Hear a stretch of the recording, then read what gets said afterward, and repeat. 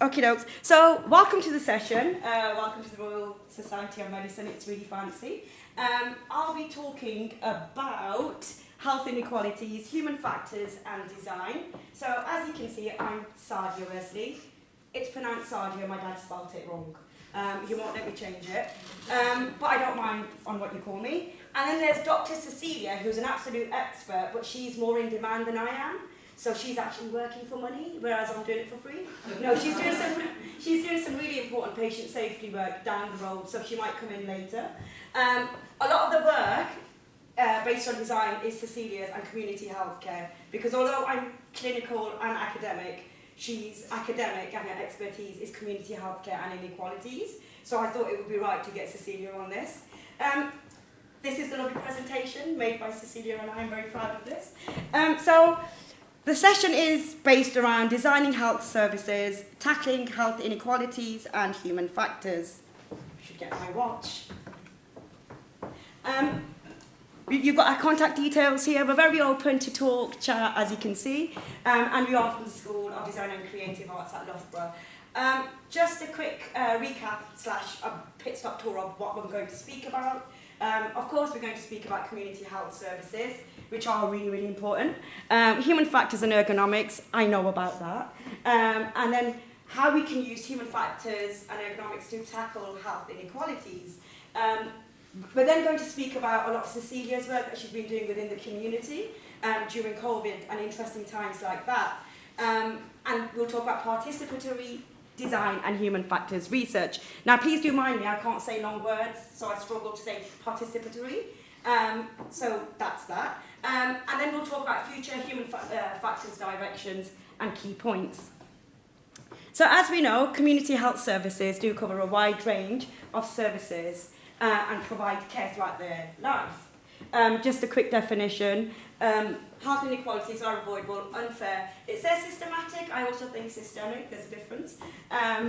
Differences in health between different groups of people. And interestingly enough, as I walked in, I was talking about how anxious I was, and I came in late because I think my hormones are playing up. But my mum wouldn't say that, some generations wouldn't. But amongst our age group now, we're like, oh my God, I'm sweating. Right, we need the room warmer. So that's why I was like, oh my God, this is what I need to do. So any collaborations, get in touch with me. But back to the presentation. There are health inequalities, and I'm going to find a way to sort this out with human factors. So human factors, believe it or not, is a scientific discipline where we use theory, principles, data and methods. And what we're trying to do is enhance human well-being and systems performance. Now, when we say humans, we mean patients, carers, relatives. And what we really, really mean is staff. You've got to look after your staff. We have to be comfortable. If you've got to get them biscuits, get them biscuits. Right, look after your staff. I've always had that, and that's why I lost my job. I'm only joking, I've not lost my job. But this is what human factors is about. It's the study of work and how we can improve it. What I specifically do, because I have got a healthcare background, I'm an ODP by background, so I've done a bit of theatre, some research, and I do bank work. But it explores how we can design systems to make them work for staff, patients and carers. And of course now, since we've got the patient safety strategy, we've got a big emphasis on patient involvement. So looking at inequalities is crucial.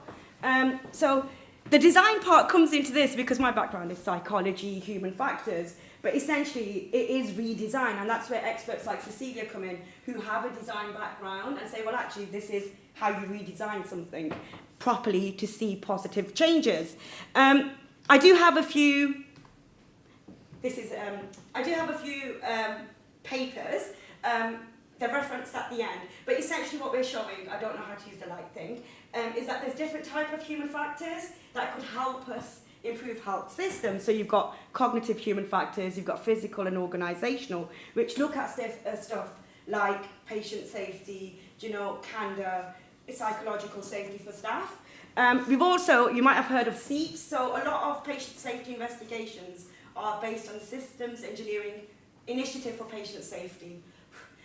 And there's 3 versions of it. She keeps updating them like the iPhone. So we just stick to the latest one. You found that funny thing. Right, so Pascal keeps updating them, and then as researchers we keep doing it, but there is some wisdom in it because she learns something new. So I will use SEEPs to show you. Now, I have to admit, this is a mistake. I made a mistake because I spotted it yesterday. This is not the SEEPS model. This is the patient's journey, as you can see. We were going to fix it, but it would have taken a lot of time, so we thought, you know what, let's just admit it. There's a mistake. The SEEPS model, SEEPS 3.0 model is different, but I was going to put this on anyway as a precursor to SEEPS, because what I want to highlight is the journey of the patient in terms of how many interactions we have with healthcare systems.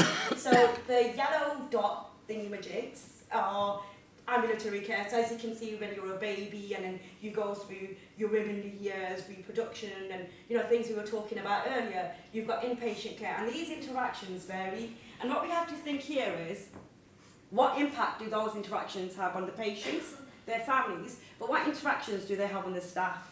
Why are we losing the staff? So everything essentially is interconnected, and that's what human factors does. It says, you know what, we've got a lot of time on our hands, got some money, let's break things down and fix them. So that's just a bit of theory. This is my mum and dad, Ami and Abu. My dad sleeps everywhere. It's at an appointment. I had to drive all the way to Birmingham because he was scared. But yeah, so they're my parents, but this is what I'm learning through looking after my parents too. Health inequalities, as a definition, are about the differences in the statuses of people's health. But if you think about it, I'm an academic here, but I know my dad's got a hearing test appointment next week. So I'm already worrying, so I'm strategizing, which brother will go with him, stuff like that. So it has an impact on everyone. So I'm going to move on with how do we talk about tackling health inequalities with human factors. So this is a lovely fancy diagram which shows how interconnected community health services, health inequalities are. So you've got your health behaviours, and this is where psychology comes into, and health psychology. You've got your psychosocial factors. So I'm stressing about my parents because I'm like, they might be isolated, everybody's busy. It's a girl thing, my sister says. But these are psychosocial factors that I worry about that maybe my brothers won't. And then, my dad speaks excellent English, but my mum doesn't, and she's dependent on my dad. So there's a lot of inequalities that I don't know about, and people do not know about. And what we try to do with human factors is kind of be brave enough to explore those spaces, because there are a lot of cultures that won't open up to some people. I often find, and as I've gotten older, I'm more comfortable in talking to the opposite gender because I was brought up in a culture where you don't. But that's the kind of research that human factors looks at, the sensitive research, and say, let's unpack this. And what we really want to do with community healthcare is make the research patient-centred, make it accessible, and have that cultural sensitivity, which is so important in today's landscape. Of course, there is a lot of research, and there's a lot of research saying that there are health inequalities which affects health outcomes. I'm a solution-orientated person, so I respect this research, but I'm thinking, okay, how can we fix it? Who can I work with? What can we do to make it better? So that's the mindset I think a lot of human factors people have, and that's why a lot of them are human factors engineers. I'm currently working on I get confused. I'm currently working on a study with Chelsea and Westminster, very fancy, absolutely love it. But what I find really interesting is that the research is this study is based on research which states that people from ethnic minority backgrounds, their deterioration isn't detected. Now, I've done research in hospitals like this, and I know there's certain people who won't speak to a certain doctor or a certain nurse because of cultural sensitivities and whatnot. So although we're using technology and we've got other factors that we're investigating, this is a part of that research which I think is at the forefront of human factors. So I'm very proud of this. I created this lovely diagram. So this is our patient. This patient is just a random patient. He has no significance in this story. So as you can see, I'm not a designer. But like I said earlier, SEEPS kind of shows us, the Systems Engineering Initiative for Patient Safety, that our work systems are interactive for us, but it also shows us that it's complicated for patients too. So this gentleman, let's call him Jeff. He looks like a Jeff. At each stage of his life, he's going to interact with different systems. So he might get care at home. So my dad got his ears cleaned on the Saturday, somebody came home. So we were really excited because he won't have to go out, he gets anxious anyway. We didn't tell him that he gets anxious because he's really brave. But I was at ease. He might have to go to the outpatients clinic. If he goes to an outpatients clinic, somebody has to go with him because my dad's really bad with wayfinding. So it's things like that. So, and then we look at the interactions. It's actually a lot of work for patients too. So they've got to talk to the organisation. So, oh, can you talk to the medical secretary? Oh, I didn't know I have to speak to somebody like that. So there's a lot of work for the patient too. And what we try to do with human factors and design, as you will see, is get to that nitty gritty without kind of saying, oh, it's an issue. It's just like, oh, it's the thing, let's work this out together. But we do have a lot of challenges. So as we know, we're short-staffed. If I could, I would love to get NHS more staff. But the thing is, we can't. It's tough. I've worked in the NHS. I do dip in and out. And it is a tough environment to work in. We've got things like diverse patients' needs. As I said, there's new cultures coming into England every day, which is absolutely beautiful. We need to understand them. We need to give them that care. I used to work in Heartlands, and everybody would call the elder Asian aunties, ladies auntie, because in that culture you call everybody auntie or bibi, right? And it was, oh, I trust you now because you're speaking my language. We would know the words to, like, you know, we know key terms, we'd have lists of them, because it's like, well, we're trying. So there's also challenges like varied healthcare environments. That's variability. So that is my expertise in terms of policy versus practice. Standardisation, things like that. That's a lot of human factors work, and that's where people with theory backgrounds, such as myself, come into it. It's difficult to standardise NHS processes, and we have to be really careful when we balance out safety, costs, and things like that. Time, yes, okay. So how can we use human factors? So I got into human factors through the World Health Organization checklist. So believe it or not, I was really shy when I was a student ODP. I wouldn't talk. So when this came along, I should have put a picture in it, but I'm sure you've seen the patient safety checklist. So essentially, we were all told to introduce ourselves. I think it was in 2008, and that was my first year as an ODP student, giving away my age. And it was the first time that the consultant actually knew my name, and he wasn't calling me, oi, get me this, because I'd be like, okay. Right, and it actually changed the way we worked. So me being the geek that I was like, oh, what's this? And I realised, oh, it's based on human factors, and that led to my trajectory in human factors critical care. So what I do is I just chuck in a cheeky checklist whenever I want and whenever I can, because I think checklists are really effective. So how can human factors help? Human factors can help by using participatory design. I will give you a few case studies. Integrated care models, you know, combining physical, mental, you know, feminine health needs, you know, combining it, having a multidisciplinary approach. Having human factors solutions, you know, these do reduce errors, they reduce response times. These interventions do actually work. And processes, you know, people like myself, we do systems engineering, we unpack your processes, and we do use methods that kind of give you positive outcomes. And of course, we want to improve the work environment for our staff. We don't want fatigue, and there's a lot of human factors work currently based on fatigue in nurses. So yeah, and in terms of designing community health services, we can use collaborative design where we involve everybody. And of course, system thinking where we see everything as interconnected, break it down, let's fix it up, but we do it together. We focus on frontline staff, we focus on patients, we bring in everyone to build things better for us together. So now I'm going to quickly talk about design, well not quickly, but design, I've always seen this. I used to work in A&E and they'd say, right, Saydia, you keep making drug errors. What we're going to do is you need to go on training. So I'd go on training and I'd still make those drug errors, and it was really bad because it had a mental toll on me. So what would they say? Okay, that's the administrative, you know, approach. Let's just change the way people work.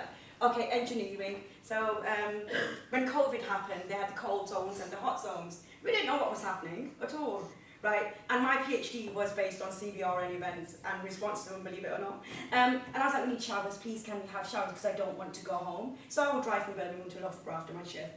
That's another issue, but that's an example of engineering. Oh, no, just take your clothes off and then go into your house. You can't do that when you've got elderly parents and you're working in resus. Substitution, replace the hazard. They got rid of me. Oh, they didn't. No, I took time off. No, but you replaced the hazard. I was not a hazard, I was competent. Right. Elimination. Physically remove the hazard. Why have it anyway? Why did we have hot zones and cold zones and we didn't know what they were? Right. The waiting room was in the middle and I'm like, hello, contamination. But we have to think about the way we design. Another example, this is really quick, I'm conscious of the time. So when I worked in research, I'm allowed to talk about this because the consultants know, and it's all protected. When I worked in research, unfortunately a lot of people passed away. And at times we'd have a few people passing away in a 12-hour shift, so we had numerous rooms. So we decided, actually, we need to do corridor nursing, but in a safe way so we don't get in trouble. So what they did, well, what we did, well, what somebody decided was to change the corridor to like a little bay with loads of beds. But what they didn't remember was recess was here, the corridor was there, but the bereavement room where we put the patients who are passed away, past that corridor. So they've got 9 patients and literally deceased patients going past, which is quite disrespectful because there's kids popping out, oh, what's that? And it's not nice for them. And then we thought, well, actually, how are we going to eliminate this? We've spent millions of pounds on this, right? And we've got this issue now where we have to get extra porters, we've got extra equipment to cover them, so whenever somebody passes away, we've got a cardiac arrest coming in, right? Quickly, get the barriers out, send everybody to the waiting room. It's a 10-minute process. But if we had thought about it, well, actually, you know what, we could have used the other corridor down the road. Well, not down the road, but down there. It's just that thinking. But I think what often happens is when you're so close to the problem, you don't see other issues, and that's where human factors comes in handy. Okay, so this is the double diamond process, and essentially what this is, it's a framework for design. I think it was invented by the Design Council in 2005. Now, human factors is really fancy, but I think the next version of human factors is design. Like, this is really good stuff, and that's why I was like, Cecilia, you need to come here, because patient safety, human factors, you know, all these methods are good, but then we need to redesign, we need to eliminate those hazards. So what we do with this, with the double diamond, is you look at a number of things, you diverge, and then you converge. So you look at the problem, and then you focus on the main problem, you do it collaboratively, and then you come up with a proposed solution. And in terms of systemic design, again, it is, as I said earlier, there is no human factors without design, and I think that's where people like me should kind of focus on design and human factors go hand in hand. So you've got systems thinking, which looks at the theory, resilience engineering, SEEPs. You've got design, which is double diamond methods, things like that, and that makes systemic design. Again, this is the double diamond, but it's explained in detail, and how Loughborough is really good at, I'm not promoting, what they've started doing, because this is learning for me too, is they've started using storytelling, and it's really, really good. Look, you're nodding.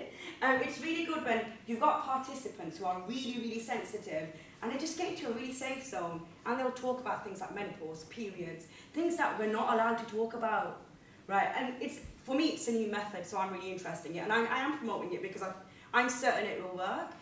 So I'm happy to share my slides, by the way. Well, Cecilia's slides. So as I said earlier, they use methods. I cannot use these methods. They look very complicated. But people like Cecilia can. And these methods do actually help us get involved in those cultural sensitivities. But most importantly, it's about including people, regardless of what we do. We are people, we look after people. We're good people, and that's why we do it. So let's do it properly, with design and human factors. Oh, sorry, that's a really look. So nothing about us without us. We need to include everybody. So this is participatory systems design, why it's important. You know, it's morally right to do it. You know, I'm not going to go into this long discussion. Now, there's 3 case studies here. I'm only going to touch on 2. There is a video, but I'm conscious of time. And Jackie's presentation that's coming next. So the first project is Decode, and it's about helping people with learning difficulties, improving their healthcare. And that's because a lot of people with learning disabilities do have multimorbidities. So what Decode did was use AI and machine learning to gather their data and kind of make predictions on what the best healthcare would be for patients with learning disabilities. And what was really good about this, they were all involved in the design of their healthcare. You've got the immunity passports for COVID-19 and the menopause stuff that we did last week. So I'm going to go through decode in terms of, I'll show you the slides. This is Cecilia, and I am wearing a Mexican skirt in honor of her because she's from Mexico. So she uses Lego, which is really cool. And what she does is she uses Lego as a part of storytelling, and everybody kind of loves Lego regardless of what language you speak. They understand it. Like, somebody actually at the menopause workshop put a fan up saying, I need this all the time. And I was like, yeah, I get you. Right, so Lego is a good method to use. So the Decode project wants to help people with learning disabilities have better healthcare. I'm hoping the video works. Ethical research is always the way forward. That's how we find things out. And if you've been asked to join the research, it's because you've got something to give. And I thought, yes, I'd love to join. And I come to every meeting.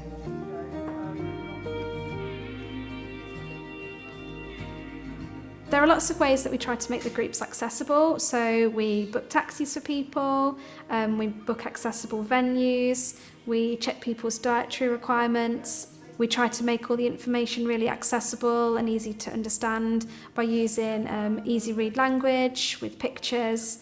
And we have a speech and language therapist and a learning disability nurse who attends all the groups to support people either one-to-one or in a small group and really break down the information for people. We talk about it, whether it's that's easy to understand or was that a bit too much.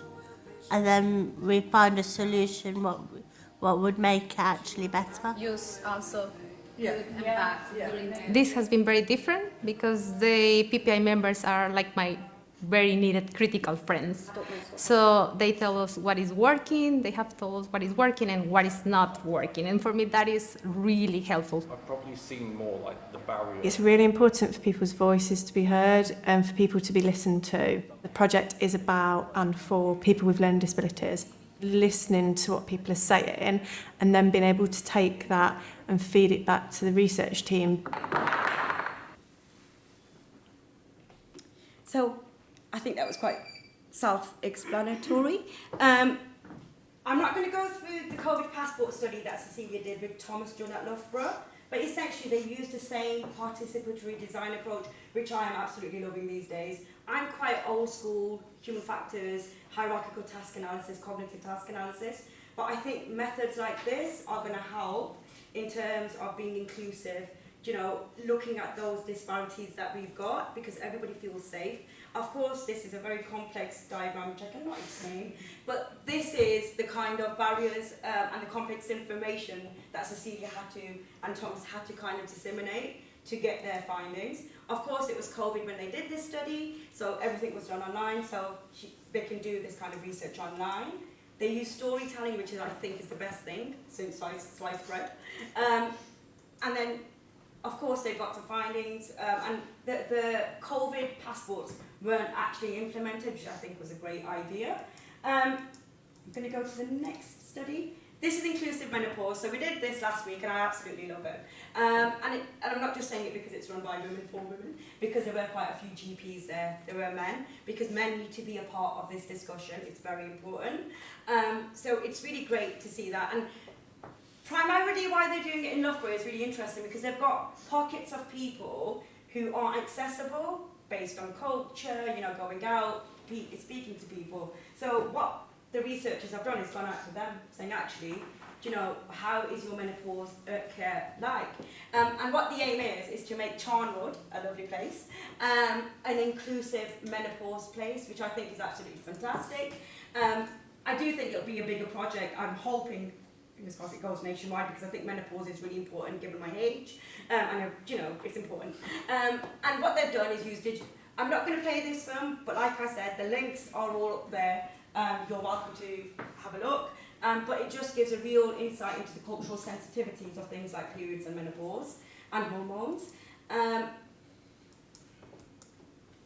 So on Friday, what they did, they used Lego again, and they came up with their own interventions. The patients, nurses, doctors all came together. You know, there were language barriers, cultural barriers, and by the end of it, they were exchanging email addresses saying, you know what, even if Loughborough doesn't help us, let's do this ourselves, which is what we want. It's a bottom-up approach. You want this, do it, we will support you. So again, it's a systems mapping participatory approach, and I think for the NHS, it's the way forward. We've got human factors, we've got patient safety. I think it's time for design now. So we know about the theory of change, identifying where the problems are, leverage points, where are the big problems, let's give those solutions. And with this kind of method, it's quite practical. Future human factors directions, I'm coming to the end of it, yay. So basically, you know, we're having community involved. How are we using human factors? So we've got the menopause work happening. We are looking, we've got that fire in our belly. We want to do that controversial research. Like, we've got that. Loughborough is a great place for us. They've given us the platform. So we're asking those controversial questions. AI is a big thing. Cecilia worked on the Decode project. It is effective. The project is still going on. So it does work. Wearable technology, I'm doing the project with Chelsea. So human factors does work. I think we need to integrate design into human factors more so when it comes to disparities in community care. And the key points, we need to integrate human factors into community care, like I said. Human factors offers not a broken down approach, a joint up approach. What we do, we unpack, we break down, we make it messy, and then we build it up. But we build it up together and it's functional. Oh, sorry. It's, like I said, it's crucial in addressing challenges. And like I said, the key take-home message is design and human factors go hand in hand. It's always more effective in changing our systems than trying to change people. It does not happen. People do not change, but that's another topic. This is my lovely friend Cecilia, who's super clever at design. She should have been here because most of it's her work. Yeah, so that's Cecilia. She might pop in later. And thank you very much. Any questions? Thank you. Oh, these are my references.